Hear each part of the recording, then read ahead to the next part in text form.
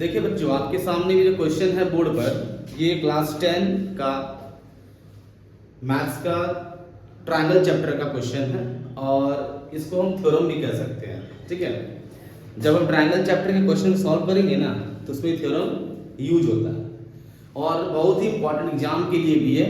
Class board में जो है, क्लास 10th बोर्ड में, वो ध्यान दे जरा सा कि ये क्वेश्चन बहुत ही इंपॉर्टेंट क्वेश्चन है जो क्लास 10 के बोर्ड में एग्जाम में पूछा जाता है।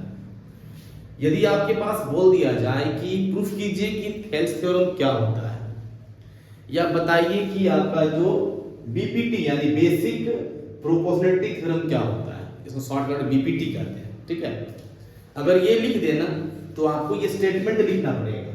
ठीक है, और यदि क्वेश्चन में आपको स्टेटमेंट दे दिया जाए और प्रूफ करने बोले तो केवल प्रूफ कर देंगे हम लोग।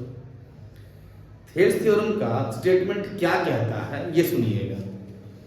If a line drawn parallel to one side of a triangle to intersect the other two side in distinct point, then the other two sides are divided in the same ratio. मतलब क्या हुआ कि अगर कोई एक triangle है, उस triangle की किसी एक साइड के पैरेलल में एक लाइन को खींचते हैं और वो लाइन दो बचे हुए साइड के दो पॉइंट से मिला हुआ है। जैसे ये ट्रायंगल एबीसी है तो मान लेते हैं एबीसी में जो हमारा साइड बीसी है, इसी के पैरेलल हमारा लाइन है डीई, और ये डी पॉइंट कहां से आया तो साइड एबी से आया, और ये ई पॉइंट कहां से आया, साइड एसी से आया।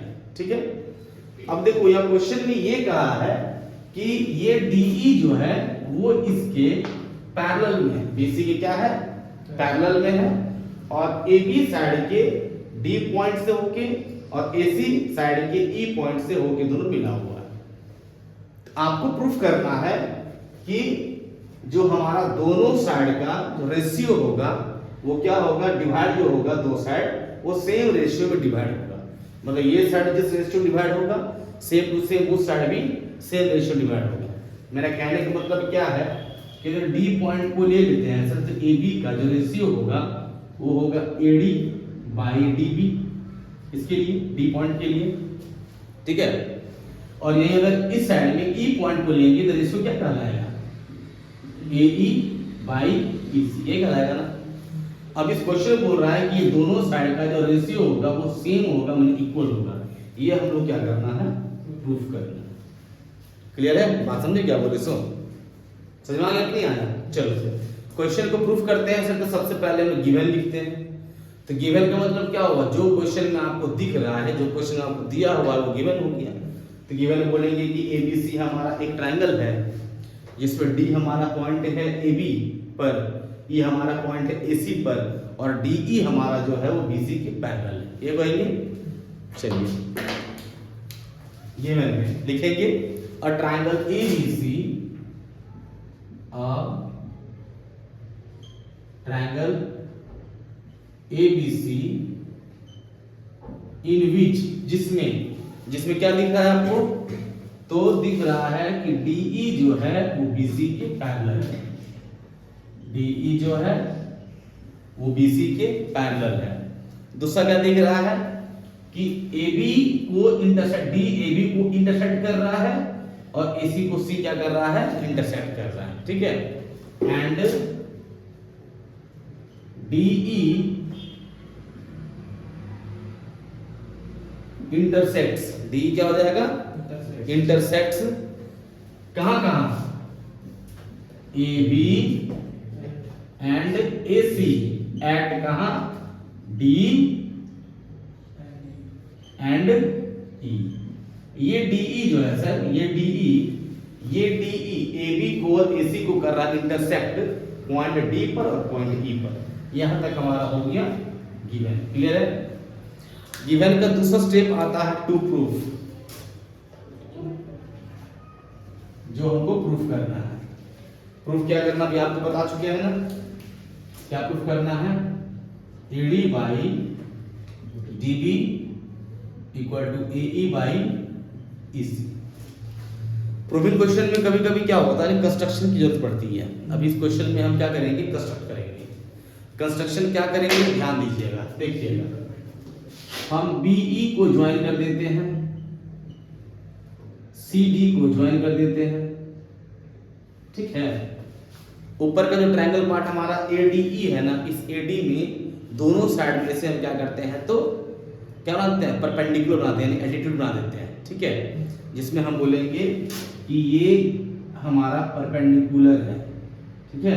ये क्या हमारा है, परपेंडिकुलर। नाम दे दीजिए, कोई भी नाम, मान लो यहाँ L दे दिए, तो ये दिखा रहा है ये क्या हमारा है, परपेंडिकुलर। फिर यहां से भी क्या बना दिया हम लोग, परपेंडिकुलर, नाम दे दीजिए क्या, M। इतना काम हमको करना पड़ेगा। काम क्या क्या किए, तो लिखेंगे कंस्ट्रक्शन में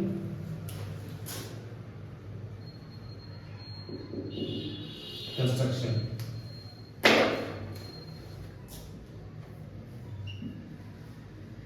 वी ज्वाइन क्या क्या, BE एंड CD, दो को ज्वाइन किए, BE को ज्वाइन किए, CD को।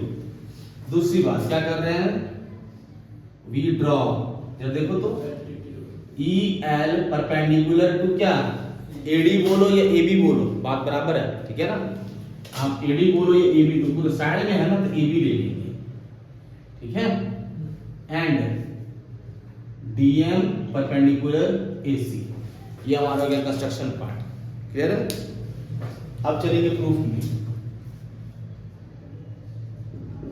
देखिए, प्रूविंग के स्टेप को आप याद रखिए। सबसे पहला बात, यहाँ पर ट्राइंगल का बात होगा और ट्राइंगल की एरिया का बात होगा। और आपको पता है एरिया ट्राइंगल फॉर्मूला क्या होता है, half into base into side. देखो, पहले हम क्या करेंगे ना, इधर साइड के ट्राइंगल लेंगे, फिर क्या करेंगे, उधर साइड लेंगे। मतलब हम क्या करेंगे, एक बात ना, इधर को बेस मानेंगे और दूसरी बार में इधर को बेस मानेंगे, ठीक है। अब हम यहाँ बात करते हैं ट्राइंगल ADE में। देखो तो ट्राइंगल ADE है ना, इन ट्राइंगल ADE, ठीक है। ऐसे फार्मूला होता है, एरिया ऑफ ट्राइंगल का क्या, half into base into height.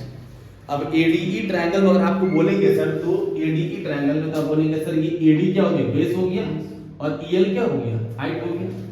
तो यहाँ क्या हो जाएगा, AD इनटू EL, ठीक है। कोई दिक्कत यहाँ तक में नहीं ना, ये हमारा हो गया 1 नंबर, ठीक है। अब दूसरा ट्रायंगल आ जा, दूसरा क्या आ जा, DBE, ये नीचे वाला पार्ट। अब बोले इधर देखेंगे पहले हम लोग, तो फिर क्या बोलेंगे, इन ट्रायंगल DBE। अब DBE का एरिया देखेंगे, एरिया ऑफ ट्रायंगल DB, तो यहाँ भी half into base into height. ध्यान दो, अगर आपके पास एक ऐसा ट्रायंगल दिया हुआ हो सर, ऐसा ट्रायंगल, ठीक है, और ये मान लो बेस हो, ये क्या हो, बेस। तो बोलेंगे ना हाइट क्या होगा, तो हाइट क्या होगा, बेस से इस पॉइंट का 90 डिग्री। तो देखो इसको आगे बढ़ाएंगे ना, तो अगर यहाँ 90 बन रहा है, तो कहेंगे ये हो गया हमारा हाइट और ये हमारा हो गया क्या, बेस। सेम टू सेम यहाँ पर वही बात होगा। जब हम यहाँ पर DBE ट्रायंगल का बात कर रहे हैं और बेस में जब हम लोग DB को लेंगे, बेस क्या लेंगे हम लोग, DB को, तो हाइट चाहिए।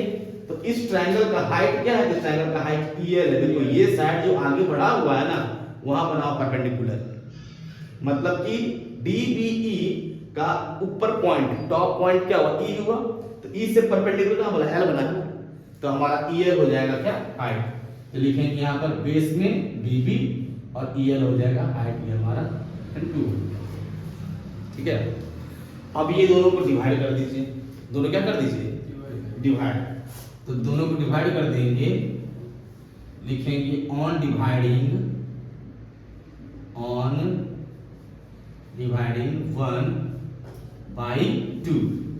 1/2 क्यों, ऊपर AD चाहिए, नीचे DB चाहिए ना, इसीलिए वी गेट। देखो एरिया ऑफ ट्रायंगल ADE ऊपर divide by area of triangle DBE नीचे, ऊपर देखो 1/2 into AD into EL divide by, नीचे देखो 1/2 इंटू DB इंटू EL। कोई दिक्कत, देखो हाफ हाफ कट गया, ये EL कट गया, आपके पास क्या बचा, area of triangle ADE divide by area of triangle DBE equal to AD by DB।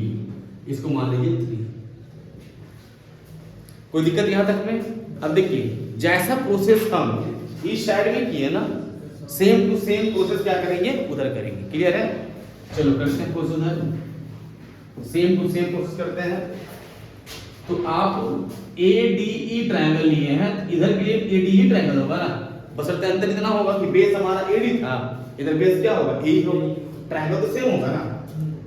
तो in triangle ADE, in triangle ADE बोलिए एरिया ऑफ ट्रायंगल। अब जो हमारा ADE हो जाएगा हाफ इंटू बेस, तो बेस क्या ले लेंगे हम लोग AE, बेस क्या ले लेंगे AE, और हाइट क्या हो जाएगा DM। वेरी गुड, ये हो गया हमारा 4। अब उसके नीचे आ जाइए, अभी ट्रायंगल में क्या लिए थे DBE, अब क्या लेंगे हम लोग ट्रायंगल ECD। क्या लेंगे triangle ECD, in triangle ECD area of triangle ECD equal to वही हाफ इंटू बेस क्या हो जाएगा EC इंटू हाइट क्या हो जाएगा, इस बेस में हाइट हमारा DM। ठीक है, और फिर क्या कीजिए 4 और 5 को डिवाइड कर दीजिए ऑन डिवाइडिंग 4 एंड 5 V। चलो डिवाइड कर दो। Area of triangle ADE, area of triangle ADE divide by area of triangle ECD, area of triangle ECD equal to, इधर देखो क्या है half into AE into DM divide by इधर क्या है half into EC into DM। ये half half कटा, DM DM कटा, बचा क्या आपके पास area triangle ADE divide by area triangle ECD equal to AE by EC। ये हो गया हमारा कितना 6 नंबर। अब देखो बच्चा सिंपल सी बात है, अब हमको सॉल्व करना है इस 6 वाले को और ये क्या 3 वाले को। मेरे को प्रूफ ये करना है AD बाई DB और AE बाई EC, यानी ये और ये करना चाहिए।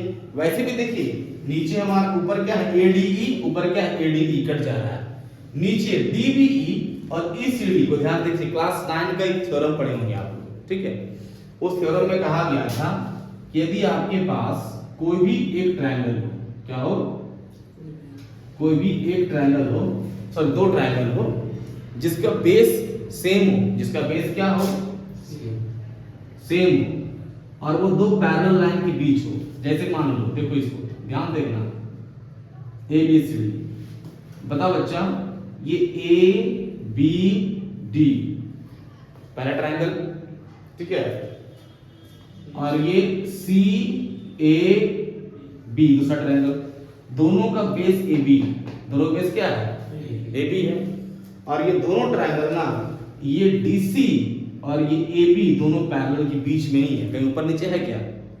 इस सिचुएशन पर क्या होता है, दोनों का एरिया क्या होता है इक्वल होता है। क्लास 9 का थ्योरम था कि 2 ट्रायंगल अगर सेम बेस पर हो और between 2 parallel line, 2 parallel line के बीच में हो, तो दोनों ट्रायंगल का एरिया क्या होता है सेम होता है। सेम टू सेम यहां देखिए आप कि जो आप DBE की बात कर रहे हैं सर, DBE ये ट्रायंगल हो गया, दूसरा ECD ये ट्रायंगल हो गया, दोनों का बेस क्या है DE है, और दोनों ट्रायंगल DE और BC के बीच में स्थित है, यानी कि दोनों का एरिया क्या होगा सेम होगा। बात समझे? यहां लिखेंगे नाउ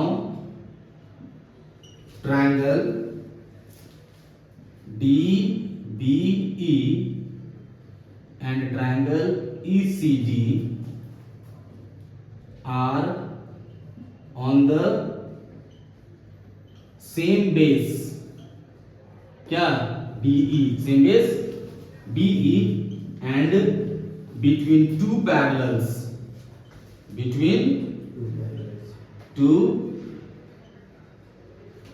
क्या क्या, DE एंड BC, ठीक है।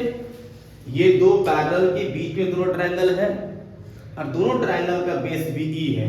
इसका मतलब एरिया ऑफ ट्रायंगल DBE जो होगा इक्वल हो जाएगा किससे, EC से। इसको मान लो कितना, अब देखो फ्रॉम 3, 6 एंड 7 ADE ऊपर में है, ADE ऊपर में कट जाएगा। अब नीचे DBE है, नीचे ECD है। अभी हम दिखा देंगे DBE और ECD दोनों इक्वल है तो कट जाएगा। बचा क्या, AD by DB equal to AE by EC, यही प्रूफ करा था हमको, ठीक है। तो यहाँ क्या लिखेंगे, फ्रॉम 3, 6 एंड 7 वी गेट क्या मिला, तो मिला मेरे को AD by DB equal to AE by EC, और ये क्या हो गया हमारा प्रूफ। इस तरह से थेल्स थ्योरम को हम क्या करेंगे, प्रूफ करेंगे और इससे रिलेटेड जो भी क्वेश्चन हमारे पास आएंगे ना उसको सॉल्व करेंगे। क्लियर है, चलो ठीक है।